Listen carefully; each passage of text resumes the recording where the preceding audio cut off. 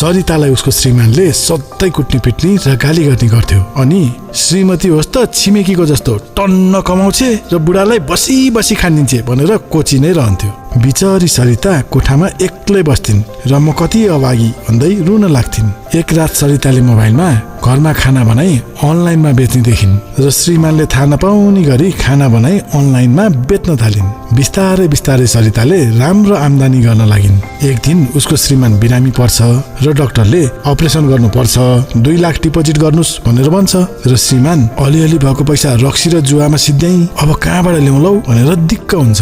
त्यत्तिकैमा सरिता आउँछिन् र श्रीमानलाई हाँस्दै हातभरि पैसा दिन्छन्। अनि श्रीमान यत्रो पैसा कहाँबाट ल्याइस्, कतै तेरो जिउ त बेचिनस् भनेर पो भन्छ। अनि सरिता थुक्क तिम्रो बुद्धि, छोरी मान्छे भनेको त शक्तिको प्रतीक हुन्, परिवार पनि हेर्छन् र परिआए जस्तो सुकै युद्ध पनि जित्छन् भनेर भन्छन्। र श्रीमान मेरो श्रीमती नराम्रो भनेको त मेरो सोचै नराम्रो रहेछ भनेर पछुताउनु